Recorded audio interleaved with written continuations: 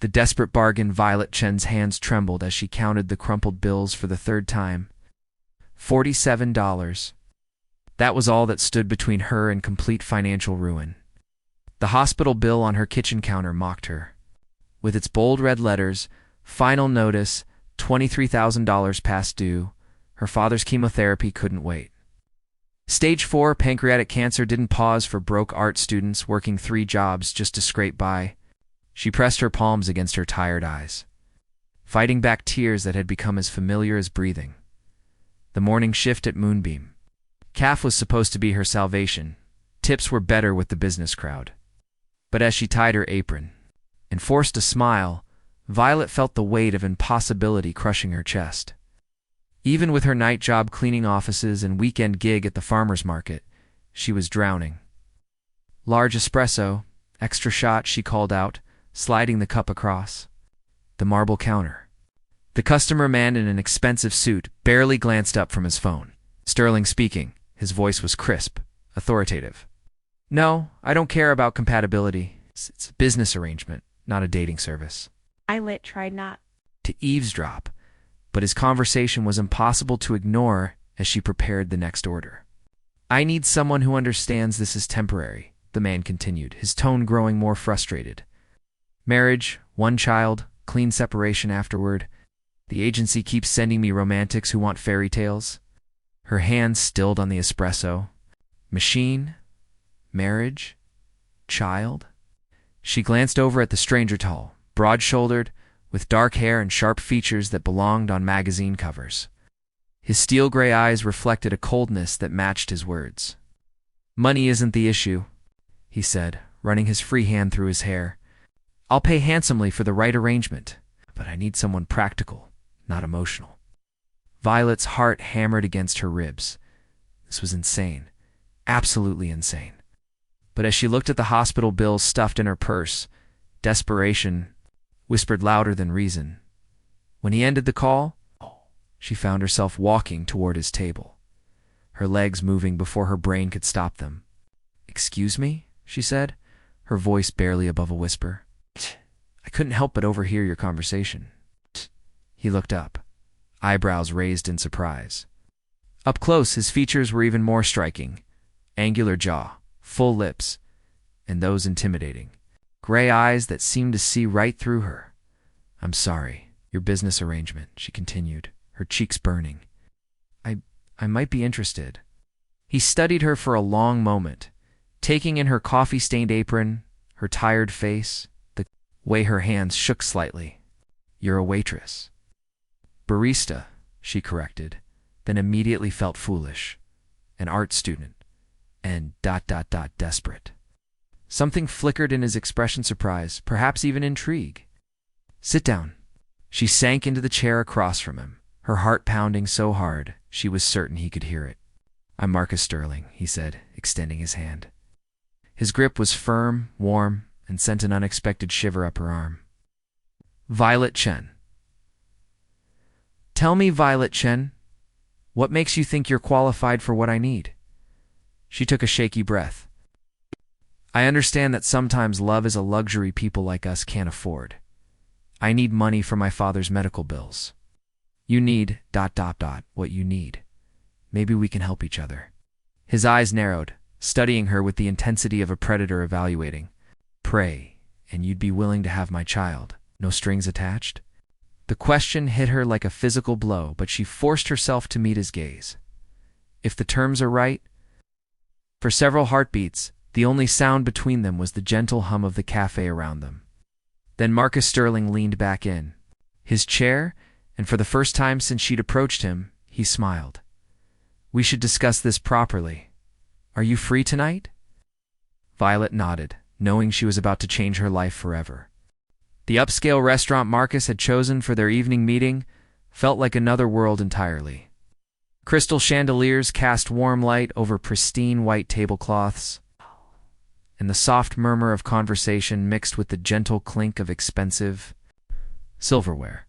Violet smoothed her only decent dress, a simple black piece she'd worn to her father's last hospital consultation, and tried not to feel overwhelmed. Marcus arrived precisely on time, having traded his business suit for dark jeans and a charcoal sweater that made his gray eyes even more striking. He moved with the confidence of someone who belonged in places like this, while she felt like an imposter. "Thank you for coming," he said, pulling out her chair with unexpected gentleness. "Thank you for dinner," she replied, then immediately wondered if she sounded too grateful, too desperate. Once they were seated, Marcus wasted no time. "I've had my lawyers draft a preliminary agreement." He slid a manila folder across the table. "The terms are generous." Violet's hands trembled as she opened the folder. The numbers made her gasp. This is more than enough for my father's treatment. This is enough for everything." "I don't do things halfway," Marcus said, watching her reaction carefully. "The arrangement would last 2 years. Marriage, pregnancy, birth, and a reasonable adjustment period. After that, clean divorce. You'd receive half the money up front, half after the birth." She looked up from the documents, studying his face. "What do you get out of this? Besides the obvious, an heir, someone to carry on what I've built." His expression was matter of fact, but she caught something deeper in his eyes. Loneliness, perhaps. "My board is pressuring me about succession. This solves that problem. And you don't want love. Real relationship." Marcus's jaw tightened. Love is inefficient. It clouds judgment, creates complications. This arrangement is clean, beneficial for both parties. Violet traced her finger. "Along the edge of the contract, what about ... physical intimacy? How would that work?" A flush crept up Marcus's neck, the first crack in his composed facade. "We would ... when you're ready, for conception purposes only. Clinical, if you prefer." "Clinical," she repeated. And something about the word made her stomach flutter with an emotion she couldn't name. "And living arrangements. You'd move into my penthouse. Separate bedrooms, of course. I travel frequently for business, so you'd have plenty of privacy." The waiter appeared, and Marcus ordered wine without consulting her. When it arrived, Violet took a large gulp, needing liquid courage for what she was about to say. "I have conditions." Raised an eyebrow, such as, "First, I want to continue working until the pregnancy makes it impossible. I need to maintain some independence." "Agreed." "Second, I want regular updates on my father's treatment. I want to be involved in his care." "Decisions, done." "Third," she hesitated, then forced herself to continue, "if we're going to be intimate, ... I want it to mean something. Even if it's just respect and care, it won't be treated like a surrogate." This time, Marcus's pause was longer, studied. Her face, and she saw something shift in his expression: surprise, maybe even admiration.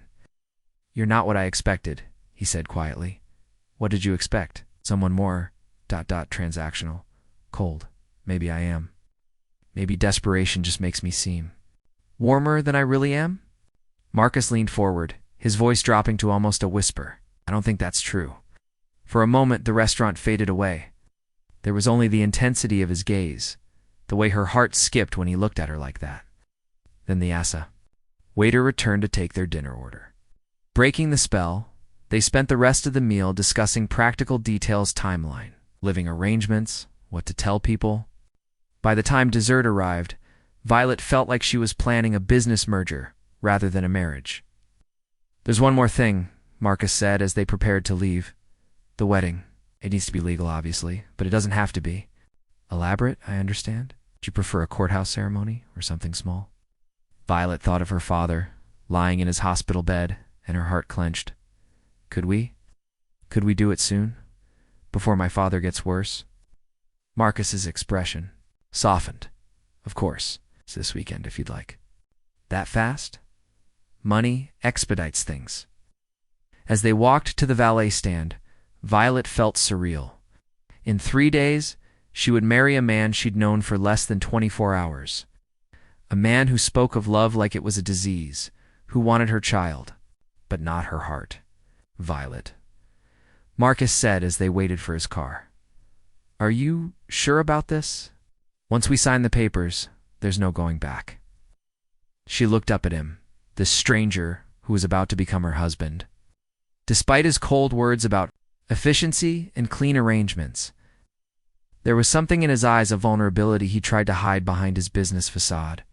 "I'm sure," she said, and meant it. The valet brought his sleek black car around, and Marcus held the passenger door open for her. As they drove through the city lights toward her tiny apartment, Violet couldn't help but wonder what she'd gotten herself into Marcus. She said softly as he pulled up to her building, "Yes, thank you for giving me a chance to save my father." He turned to look at her, and for a moment, his carefully constructed mask slipped entirely. "Thank you for being brave enough to ask." As she walked up to her apartment, Violet touched her lips, wondering what it would feel like to kiss her son-to-be. Husband, the thought sent warmth spiraling through her chest, warmth that had nothing to do with business, arrangements, and everything to do with the man behind the cold gray eyes. The courthouse ceremony had been everything Violet expected: brief, clinical, and utterly without romance. Judge Harrison had pronounced them husband and wife in less than 10 minutes, and Marcus had kissed her cheek with the same warmth he might show a business partner. But as she signed her name next to his on the marriage certificate, Violet felt something fundamental shift inside her chest. Now, 3 weeks later, she stood in the marble-floored foyer of Marcus's penthouse, still feeling like a visitor in her own home. The space was magnificent, floor-to-ceiling windows overlooking the city. Modern art that probably cost more than her father's entire treatment, and not a single personal touch that revealed who Marcus really was. "Good morning," Marcus said, appearing from the kitchen with a cup of coffee and his ever-present phone. He wore a crisp navy suit that emphasized his broad shoulders, and his dark hair was perfectly styled. Even at 7 in the morning, he looked like he belonged on the cover of a business magazine. "Morning," Violet replied, pulling her robe tighter. She'd started sleeping later since moving in, her body still adjusting to the luxury of not having to work 3 jobs. Their routine had become predictable. Marcus left for work before she fully woke up, returned after she'd gone to bed, and they communicated mostly through notes left on the kitchen counter. "Dinner in the fridge. Your father's doctor called treatment is going well. Take the black car if you need to go anywhere." It was polite, efficient, and absolutely maddening.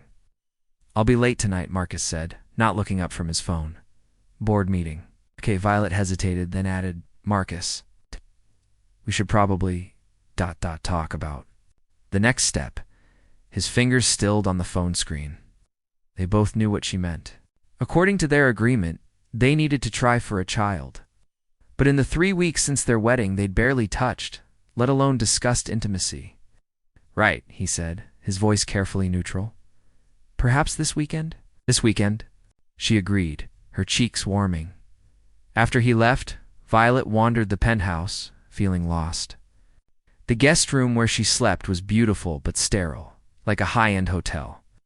She'd unpacked her few belongings, but they looked pitiful against the expensive furniture. She was examining a photograph of Marcus receiving some business award when her phone rang.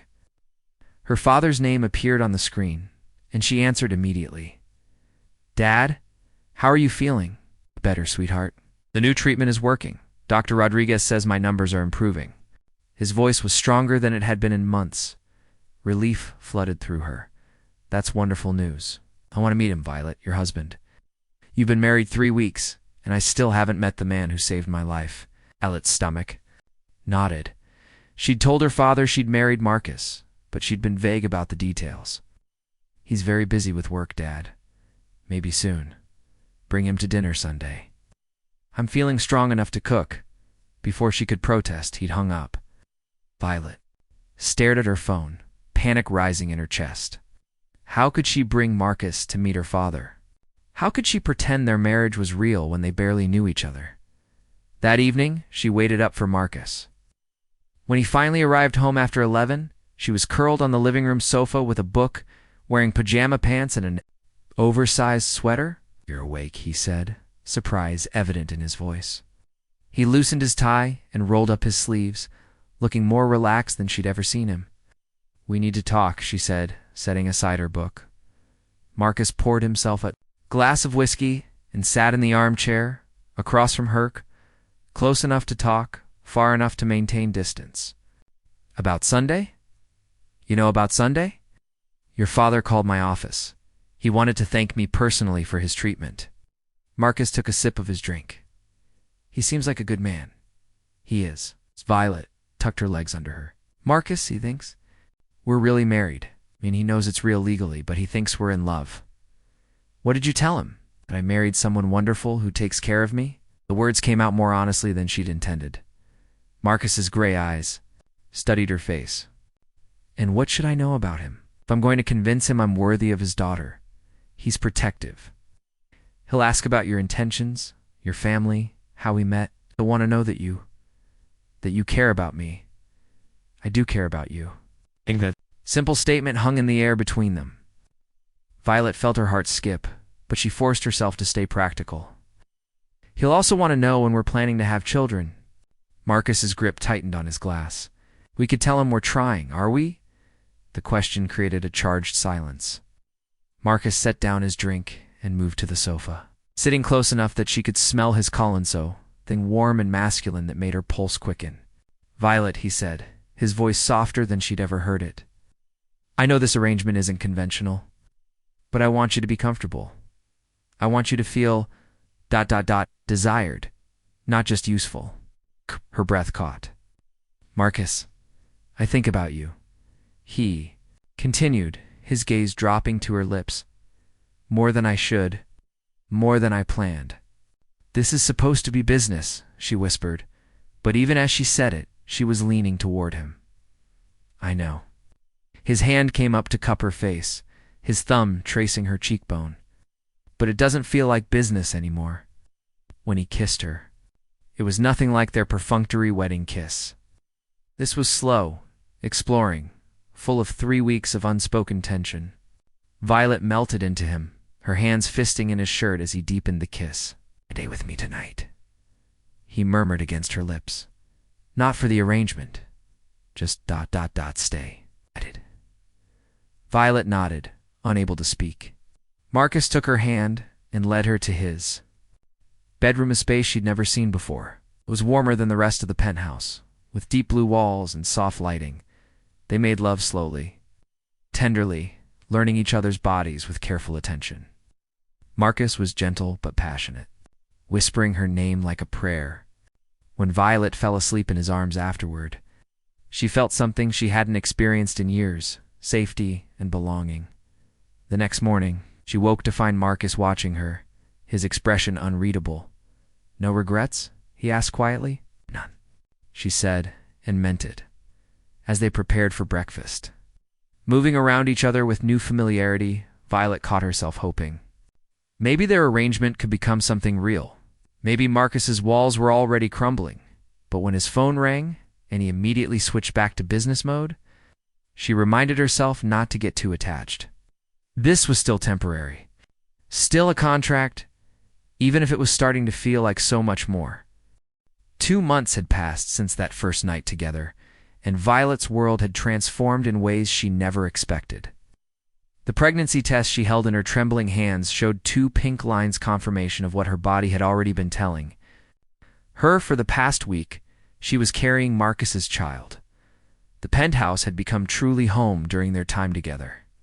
Marcus had surprised her by converting the spare office into an art studio, complete with an easel, professional lighting, and more supplies than she'd ever owned. They'd fallen into an easy rhythm, sharing morning coffee, cooking dinner together, when his schedule allowed, and spending evenings curled up on the sofa, discussing everything from business to books. More importantly, they'd continued sharing his bed. What had started as fulfilling their contract had evolved into something deeper. Marcus was an attentive lover, learning what made her gasp and arch against him. Their physical connection had unlocked an emotional intimacy neither had expected. Marcus, she called out, hearing the front door close. In here, he replied from the living room, but his voice sounded strained. Violet walked in to find him standing by the windows, still in his suit but with his tie loosened and his hair disheveled. A stunning woman with platinum blonde hair and legs that went on for miles sat on their sofa, looking perfectly at home. Violet, Marcus said, his expression carefully neutral. This is Catherine Walsh. Catherine, my wife, Violet. Catherine's smile was sharp as a blade. The famous wife. I've heard so much about you. I haven't heard anything about you, Violet replied, instinctively crossing her arms over her still flat stomach. Catherine is an old friend, Marcus said, but something in his tone made Violet's chest tighten. More than friends, really. Catherine purred, standing gracefully. We were engaged 2 years ago. I've been working in London, but I'm back now. She moved closer to Marcus, her hand landing possessively on his arm.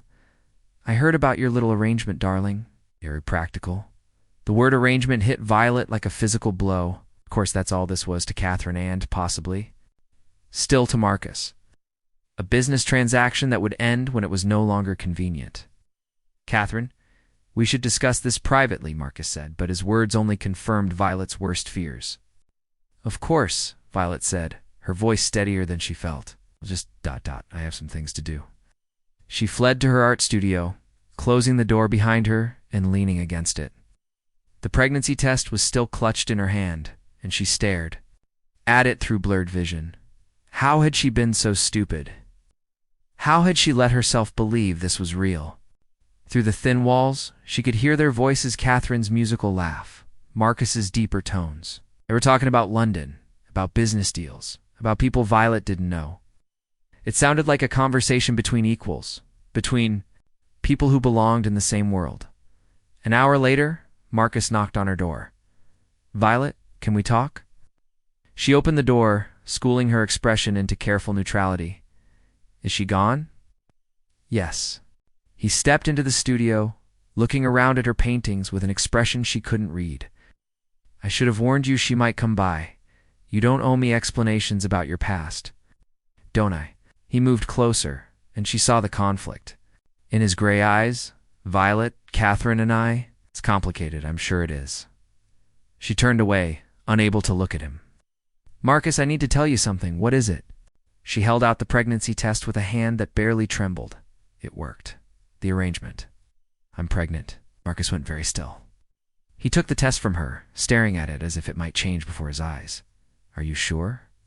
I took 3 tests. They're all positive. This is good news, he said, but his voice lacked conviction. Is it? Violet asked. 'Cause you don't sound happy. You sound trapped. Not trapped. This is what we agreed to, right? The arrangement. She practically spat the word. Your ex-fiancé made that very clear. Marcus set the test down carefully on her easel. Catherine doesn't matter. What matters is this. He gestured between them. What we've built together. Have we built something, or have I just been a very accommodating business partner? You know, it's more than that. Do I? Violet's composure finally cracked, 'cause from where I'm standing it looks like you've been playing house with me while waiting for your real life to come back. That's not true, isn't it? Tell me. Marcus, if Catherine wanted to pick up where you left off, what would you say? The pause was brief, but it was enough. In that moment of hesitation, Violet saw the truth. Marcus cared about her, maybe even loved her, but Catherine represented the life he'd always planned, the life that made sense. I thought so, she whispered. Violet, please. Let me explain. There's nothing to explain. We have a contract. I'm pregnant. Everything is going according to plan. That night, Violet moved back into the guest room. She told herself it was because she needed space to think, but the truth was that she couldn't bear to lie next to Marcus. Knowing she was just a temporary placeholder in his life, Marcus tried to talk to her over the next few days, but she deflected. His attempts with polite conversation about doctor's appointments and prenatal vitamins. She was 8 weeks along, and her body was already changing in subtle ways that made the pregnancy feel more real. It was during her first ultrasound that everything came to a head. Marcus had insisted on coming with her, and they sat in the darkened room as the technician moved the wand across Violet's barely rounded belly. There's the heartbeat, the technician said.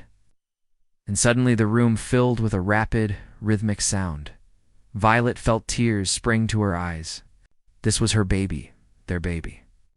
A tiny life they'd created together. Even if it had started as a business arrangement, she looked over at Marcus and saw that he was crying too. Not just tears, but actual sobs that shook his broad shoulders. Sight of his raw emotion broke something open inside her chest. "Marcus," she whispered, reaching for his hand. "I'm sorry," he said, his voice thick with emotion. "I'm so sorry, Violet. I never meant for you to feel like you didn't matter. You matter more than anything." "What about Catherine?" I told her I'm married. Really married. That I love my wife, and I'm going to be a father. To his lips, pressing desperate kisses to her palm. "I love you, Violet. Not the arrangement, not the contract, you. I love you too," she whispered, the words spilling out before she could stop them. Later that night, they made love with an intensity that bordered on desperate. Marcus worshipped her changing body, his hands and mouth mapping every curve as if he were trying to memorize her. When he moved inside her, it was with a reverence that made her feel like the most precious thing in the world. "Mine," he whispered, against her neck as they moved together. "You're mine, and I'm yours. Not because of any contract." "Promise me," she gasped, her body arching beneath his. "Promise me this is real." "Promise," he said, sealing the vow with a kiss that tasted like forever. 6 months later, Violet stood in the hospital room, cradling their daughter against her chest. Emma Rose Sterling had arrived 3 weeks early, tiny but perfect, with Marcus's gray eyes and Violet's dark hair. The labor had been difficult, hours of complications that had left everyone exhausted but grateful. "She's beautiful," Marcus whispered, his voice thick with emotion as he traced their daughter's cheek with one gentle finger, just like her mother. Violet smiled, still feeling the euphoria of holding their child for the first time. "She has your stubborn chin," swore, "and your artistic fingers," Marcus replied, marveling at Emma's tiny hands. "Look how long they are." Duh. Past 6 months had transformed their relationship completely. After their breakthrough at the ultrasound, they'd torn up their original contract and written a new one, not with lawyers, but with their hearts. Marcus had proposed properly, with a ring he'd designed himself and a speech about wanting to spend forever making her happy. They'd remarried in a small ceremony in her father's hospital room, surrounded by the people they loved most. "Mr. Sterling," a nurse appeared in the doorway. "There's someone here to see you. She says it's urgent." Marcus frowned. "Who is it?" "Catherine Walsh. She seems quite upset." Violet felt her stomach clench, but Marcus's expression remained calm. "Tell her I'm with my family. She can make an appointment through my office. She says it's about the Sterling Industries acquisition, something about contracts being voided." This time, Marcus's jaw tightened. "Give me 5 minutes." After he left, Violet tried to focus on Emma, but anxiety gnawed at her. What could Catherine possibly want now? It heard through mutual friends that she'd been struggling to rebuild her career after her time in London. But Violet had hoped she'd moved on. 20 minutes passed before Marcus returned, his face pale and drawn. "What happened?" Violet asked immediately. Marcus sat heavily in the chair beside her bed. "Catherine's been spreading rumors. She's telling people our marriage is fake, that Emma isn't really mine, that the whole thing was a business arrangement for my image. But it's not true. Not anymore. I know that." "You know that?" "But some of my business partners are starting to ask questions. There's talk of a board investigation." Violet felt cold, despite the warm blanket. "What does that mean?" "It means they might try to force me out of my own company. Everything I've built, .. He ran his hands through his hair. "Should have seen this coming. Catherine never accepted that I chose you over her." "Marcus, look at me." Violet waited until he met her eyes. "We'll figure this out together. We're a family now. But what if we lose everything? What if I can't provide for you and Emma? Then we'll start over." "I didn't fall in love with your money, Marcus. I fell in love with you." Emma stirred in Violet's arms, making soft baby sounds that melted both their hearts. Marcus reached over to stroke their daughter's head, and Violet saw the fierce protectiveness in his expression. "I won't let anyone hurt our family," he said, quietly. "Whatever it takes." The next few weeks were a whirlwind of legal meetings, media attention, and board hearings. Catherine had been thorough in her campaign, producing their original contract as evidence of fraud. The fact that it had been a genuine business arrangement initially made Marcus's position precarious. But Marcus fought back with everything he had. He opened their private life to scrutiny, showing bank records, medical documents, and even intimate photographs that proved their relationship was real. He testified before the board about how their marriage had evolved from necessity to love. Yes. We started as strangers, he said during one particularly grueling session. Yes, there was a contract. But what we have now is real. My wife is the strongest, most compassionate person I know. She's made me a better man and a better leader. You want to punish me for finding love in an unconventional way? Then you'll have to find a new CEO. The board's decision came on a rainy Thursday morning. Violet waited at home with Emma, too nervous to eat, while Marcus attended the final meeting. When he walked through the door 3 hours later, his expression was unreadable. Well, she asked, her heart hammering. Marcus broke into a grin. They voted to keep me. Unanimously. Apparently, the company's profits have increased 20% since our marriage. They said whatever I'm doing in my personal life is working.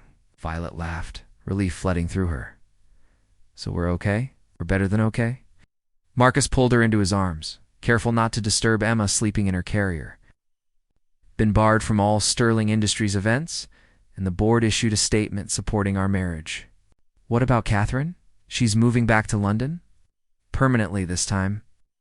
That evening, after Emma was fed and sleeping peacefully in her nursery, Marcus and Violet sat on their balcony overlooking the city.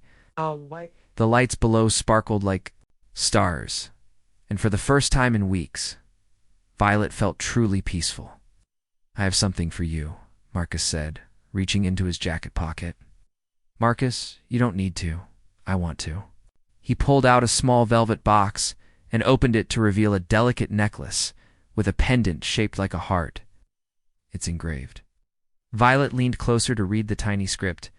To my wife, my partner, my love, no contracts needed.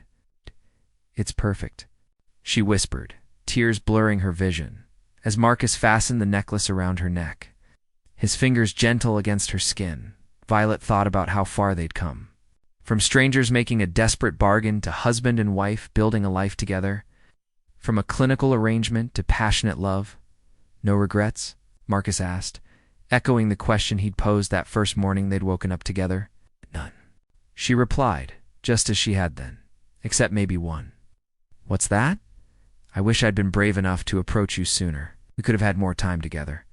Marcus laughed, the sound warm and rich in the night air. We have the rest of our lives, Mrs. Sterling. That's more than enough time for me. As if summoned by their conversation, Emma's cry drifted from the nursery. They looked at each other and smiled, both rising to tend to their daughter, not because of any contract or arrangement, but because they were a family. Later, as they stood over Emma's crib, watching her sleep, Marcus wrapped his arms around Violet from behind. I love you, he murmured against her hair. Both of you, more than any contract could ever define. I love you too, Violet replied, leaning back against his chest. Forever and always. And in that moment, surrounded by the life they'd built together, Violet knew that sometimes the most unexpected beginnings could lead to the most beautiful endings. What had started as a desperate bargain had become the greatest love story of her life. Outside, the city hummed with its endless energy. But inside their home, 3 hearts beat in perfect harmony, no contracts required,